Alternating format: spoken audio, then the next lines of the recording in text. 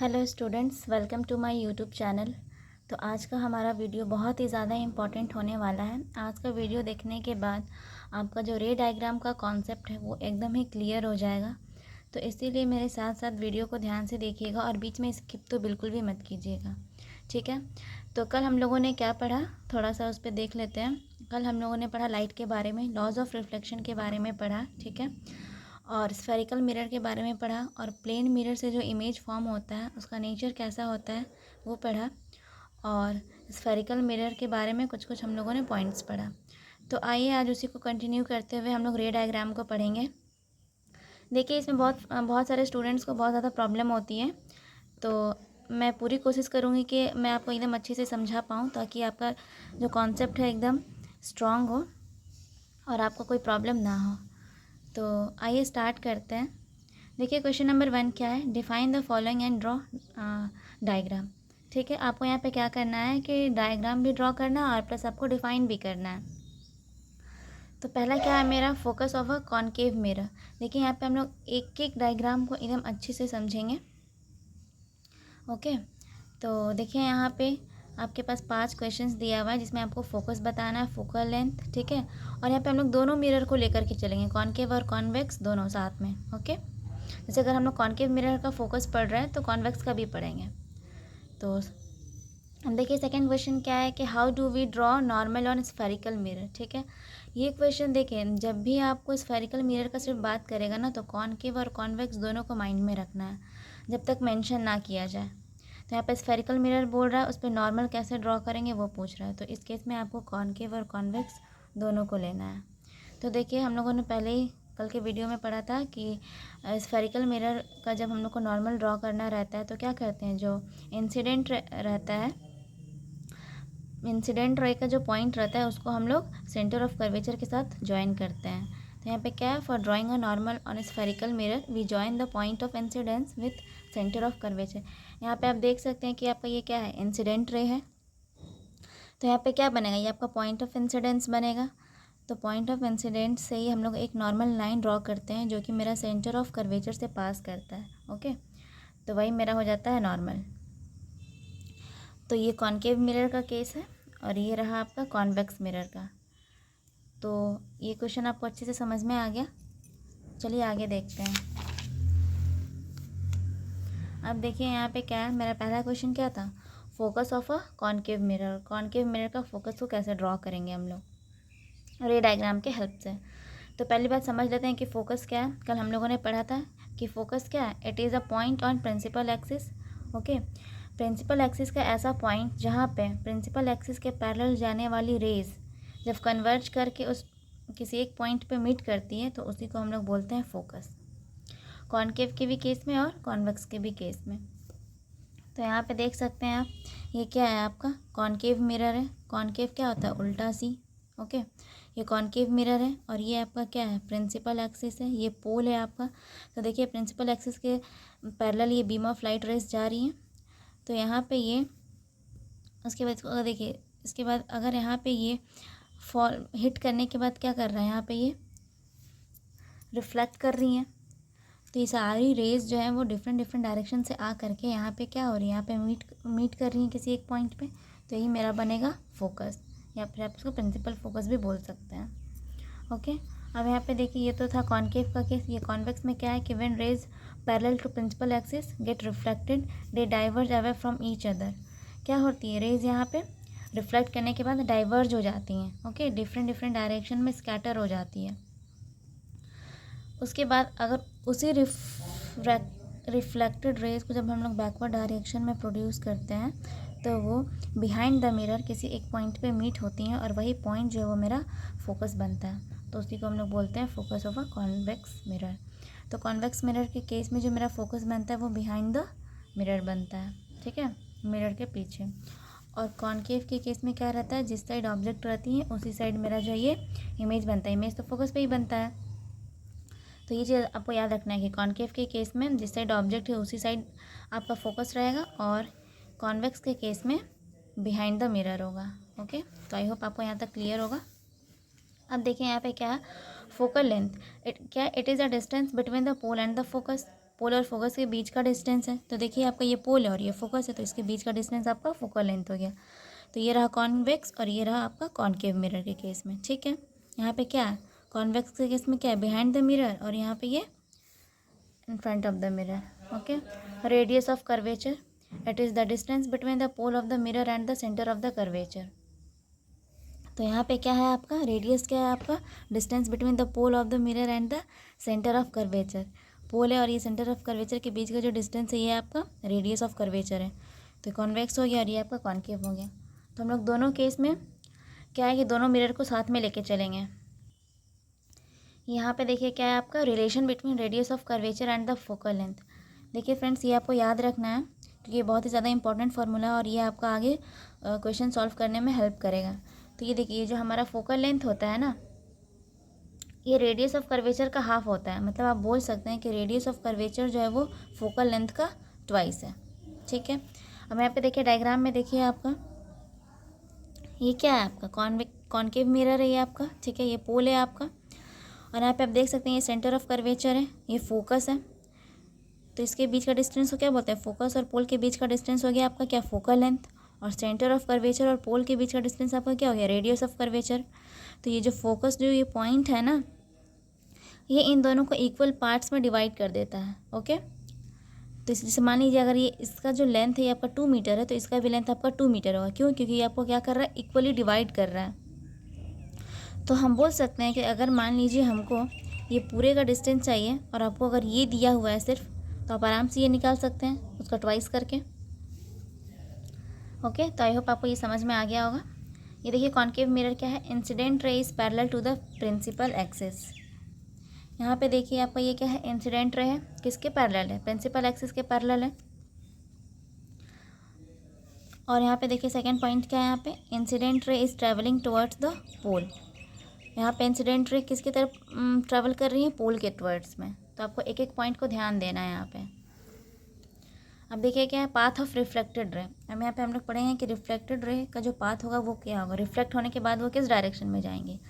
तो incident ray passes through focus. देखिए incident रे जो है वो क्या कर रही है, फोकस से पास हो रही है। देखिए यहाँ पे एरो पे ध्यान दीजिएगा, इस केस में ये इंसिडेंट रे नहीं है, यहाँ पे आपका इंसिडेंट रे ये वाला है जो फोकस से पास कर रहा है। तो हमेशा याद रखिएगा कि जो भी इंसिडेंट रे फोकस से पास करेगी तो वो क्या होगा, रिफ्लेक्ट कैसे करेंगी, वो प्रिंसिपल एक्सिस के पैरेलली रिफ्लेक्ट करेगी वो। ठीक है, अब देखिए यहाँ पे incident ray passes through C. जब इंसिडेंट रे सी से पास करेगी, सी क्या है आपका, सेंटर ऑफ कर्वेचर।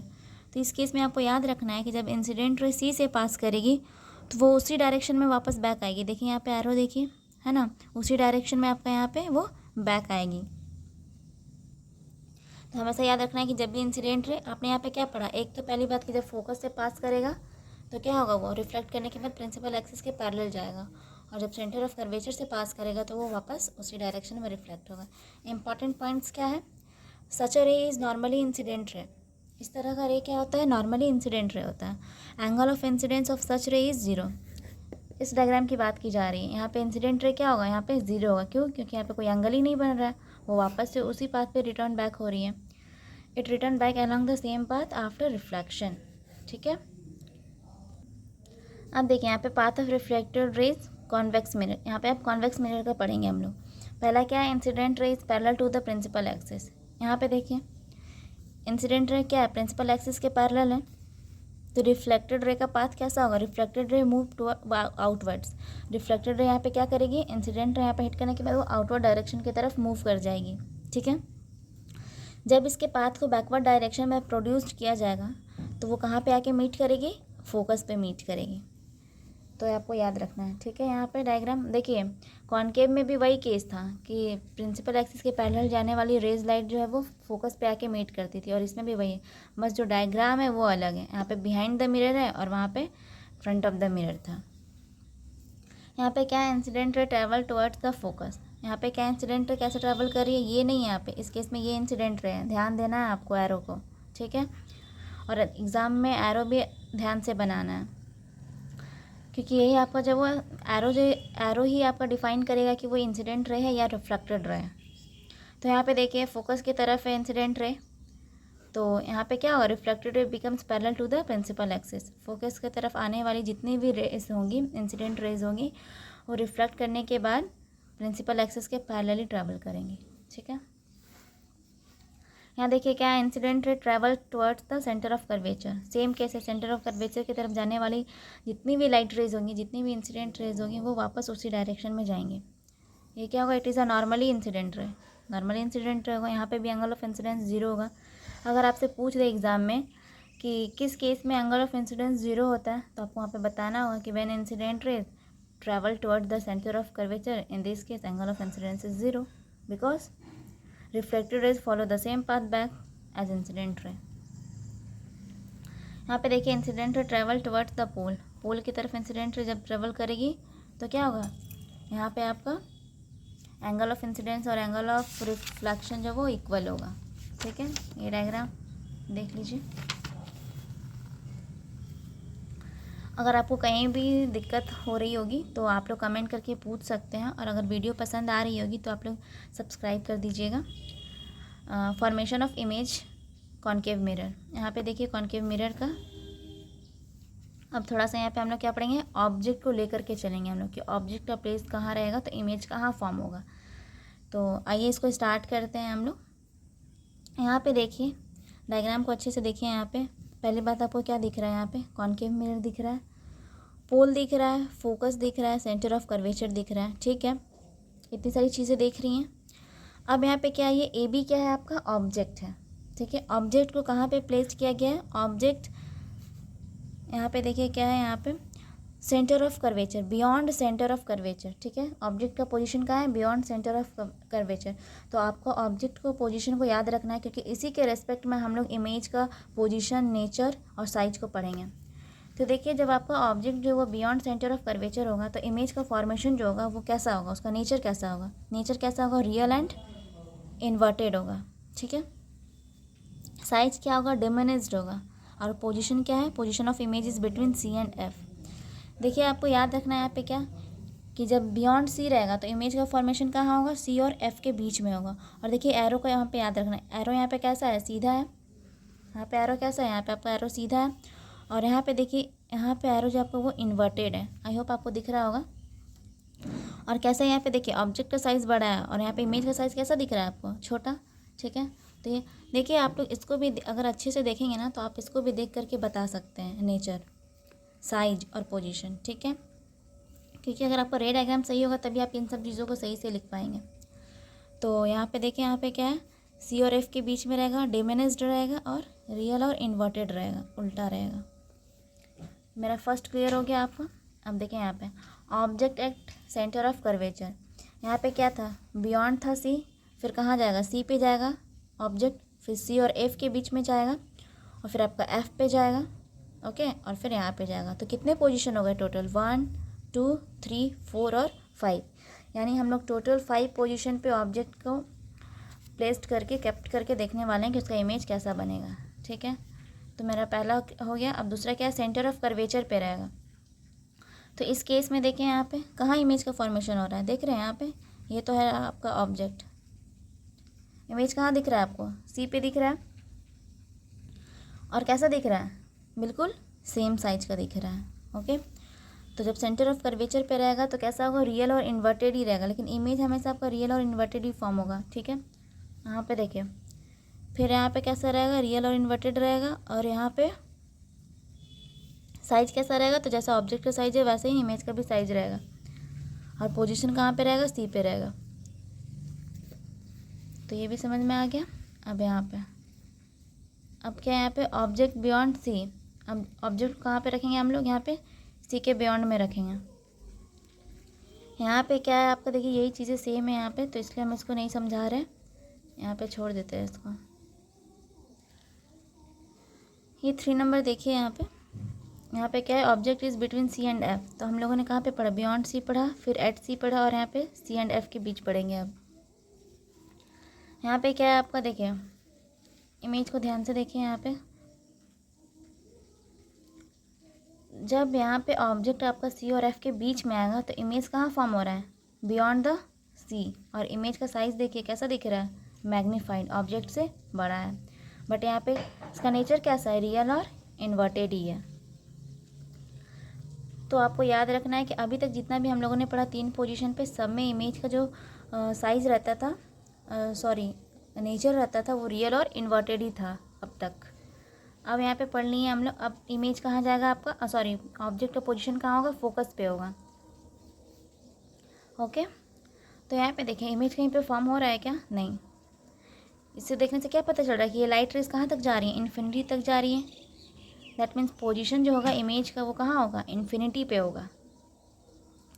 इस केस में भी आपका जो इमेज होगा और इसका नेचर जो होगा रियल और इन्वर्टेड ही होगा, और साइज जो है वो हाईली मैग्नीफाइड होगा, क्योंकि देखिए जब सी और एफ के बीच में जब मैग्नीफाइड था, जो जैसे जैसे हम पोल के करीब आएंगे इमेज मेरा उतना ही बड़ा फॉर्म होगा। तो यहाँ तक क्लियर है। अब देखिए क्या है, object between P and F, pole और फोकस के बीच में। यहाँ पे आपका पोल और फोकस के बीच में, ठीक है, ये आपका सबसे लास्ट है। इस केस में देखिए क्या है, नेचर ऑफ इमेज क्या है, वर्चुअल एंड इरेक्ट, और पोजीशन क्या है, बिहाइंड द मिरर। यहाँ पे देख रहे हैं इमेज का साइज़ देखिए कितना ही ज़्यादा बड़ा है ना, मैग्नीफाइड है, और क्या है यहाँ पे बिहाइंड द मिरर है, और वर्चुअल एंड इरेक्ट है। तो 5th पोजीशन का ये आपको कॉन्सेप्ट याद रखना है कि जब ऑब्जेक्ट का पोजीशन पोल और फोकस के बीच में होगा, उस टाइम पे ही आपका इमेज जो है वो सिर्फ वर्चुअल और इरेक्ट बनेगा, ठीक है, और बाकी सब केस में आपका क्या, रियल और इन्वर्टेड बनेगा, ठीक है। तो ये रहा आपका ट्रिक। तो कॉनकेव के केस में बस आपको एक ही चीज़ याद रखना है, क्या, कि जब आपका ऑब्जेक्ट का पोजीशन जब आपका पोल और फोकस के बीच में रहेगा, तो उस केस में आपका इमेज जो है वो वर्चुअल और इरेक्ट बनेगा, और मैग्नीफाइड बनेगा, और बिहाइंड द मिरर बनेगा। अगर आप ये चीज़ याद रख लेंगे तो वो ऑलरेडी आपको याद हो जाएगा, ठीक है। अब देखिए यहाँ पे क्या है, ऑब्जेक्ट एट इन्फिनिटी, ऑब्जेक्ट को कहाँ रख दिया गया, इन्फिनिटी पे रख दिया गया। ओके, तो इस केस में देखिए क्या, यहाँ पे देख रहे हैं आप, ऑब्जेक्ट है, इन्फिनिटी से लाइट रेज आ रही हैं। इस केस में भी क्या होगा, आपका इमेज जो है वो रियल एंड इन्वर्टेड बनेगा, और एकदम ही पॉइंट साइज बनेगा, और कहाँ पे बनेगा, फोकस पे बनेगा। देख रहे हैं आप यहाँ पे ही। तो आई होप आपको यहाँ तक अच्छे से समझ में आ गया होगा कॉनकेव मिरर का जो रे डायग्राम है। तो अगर इसमें आपको कहीं कोई डाउट होगा तो आप कमेंट करके पूछ सकते हैं। देखिए स्टूडेंट्स, आपके एग्ज़ाम में इस तरह से भी क्वेश्चन आ सकता है कि जैसे मान लीजिए आपका जैसे इंसिडेंट रे का आपका डायरेक्शन दे दिया, ठीक है, और आपको अगर बोल रहा है ड्रॉ कीजिए उसका रिफ्लेक्टेड रे ड्रॉ कीजिए, तो इस तरीके से भी क्वेश्चन आ सकता है। तो देखिए यहाँ पे तो मैंने ड्रॉ कर दिया है। तो जैसे कि मान लीजिए अगर ये क्वेश्चन आएगा एग्जाम में, तो ऐसा आ सकता है कि जैसे मान लीजिए आपको ये इंसिडेंट रे दे दिया और बोलेगा कि इसका रिफ्लेक्टेड रे ड्रॉ करके दिखाइए। तो आप देख सकते हैं यहाँ पे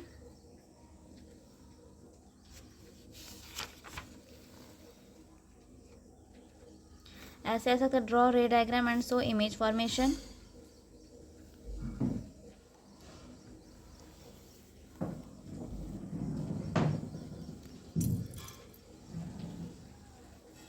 तो हम लोगों ने टोटल 6 पोजीशन के बारे में पढ़ा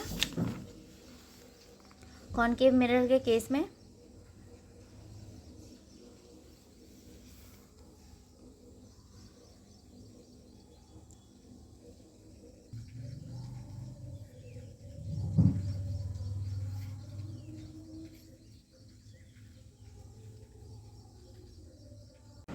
यहाँ पे देखिए हम लोगों ने कॉनकेव मिरर का तो सारा इमेज फॉर्मेशन पढ़ लिया, और कॉन्वेक्स का बच गया, तो इसको पढ़ लेते हैं हम लोग।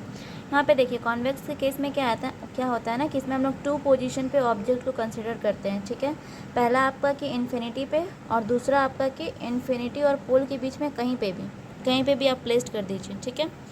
तो यहाँ पे देख लेते हैं कि जब ऑब्जेक्ट हमारा इन्फिनिटी पे रहता है तो उस टाइम पे पोजीशन क्या होता है इमेज का, बिहाइंड द मिरर, ठीक है।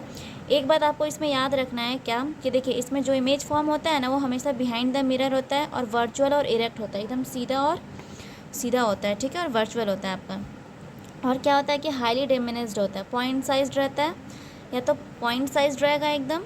देखिए पॉइंट साइज कब होगा, जब आपका इन्फिनिटी पे रहेगा, ठीक है। और उसके बाद अगर आप पोल और फोकस के बीच में, मतलब इन्फिनिटी और पोल के बीच में आप कहीं पे भी रखेंगे ना, तो वो डिमिनिश्ड होगा, ठीक है। और हाईली डिमिनिश्ड कब होगा, जब आपका इन्फिनिटी पे रहेगा तो होगा। तो आपका इसमें क्या है कि कॉनकेव के केस में हम लोग क्या पढ़े थे कि वहाँ पे कैसा फॉर्म होता था, रियल और इन्वर्टेड, और सिर्फ एक ही केस था जब वहाँ पे हमारा क्या वर्चुअल और इरेक्ट फॉर्म हो रहा था, कब, जब पोलर और फोकस के बीच में था तब। बट कॉन्वेक्स के केस में क्या है ना कि यहाँ पे आपका इमेज जो होता है वो वर्चुअल और इरेक्ट ही होता है, इसीलिए व्हीकल्स के साइड में जो आपका मिरर लगा रहता है वो कॉन्वेक्स रहता है। क्यों? पहली बात कि आपका इमेज जो है वो सीधा दिखाता है, और दूसरी बात कि वो छोटा करके दिखाता है, तो जिसके कारण क्या होता है कि ड्राइवर को उसके पीछे का जो एरिया रहता है ना उसको देखने में हेल्प होता है। ओके। और आपका ये जो कॉनकेव मिरर होता है इसका यूज़ क्या होता है, ये जो आपका टॉर्चेस वगैरह में लगाया जाता है, यहाँ पे देखिए थोड़ा सा यूज़ देख लीजिए। यहाँ पे क्या है, concave mirror are commonly used in torches, search light and vehicles. क्यों? यहाँ पे क्या, क्योंकि यहाँ पे हम लोग को क्या मिलता है, पावरफुल जो आपका ये सब जो आपका सर्च वगैरह के लिए जो चीज़ें यूज़ करते हैं ना उसमें आपका कॉनकेव मिरर ही रहता है। जैसे माइक्रोस्कोप वगैरह हो गया उसमें कॉनकेव मिरर ही लगा रहता है। शेविंग मिरर हो गया, क्यों? क्योंकि उसमें क्या करता है कि वो लार्जर इमेज दिखाता है। ओके। और कॉन्वेक्स में क्या था कि छोटा दिखाता था। तो जैसे कि मान लीजिए डेंटिस्ट लोग हैं तो उन लोग जो मिरर यूज़ करते हैं वो कॉनकेव मिरर रहता है। ओके। क्यों? क्योंकि इसमें क्या होता है कि आपका इमेज जो है वो बड़ा दिखता है, तो जिसके कारण हम लोग को क्लियर देखने में हेल्प मिलता है। ओके। तो आप, आई होप आप लोग को समझ में आ गया होगा। तो थैंक यू फॉर वॉचिंग।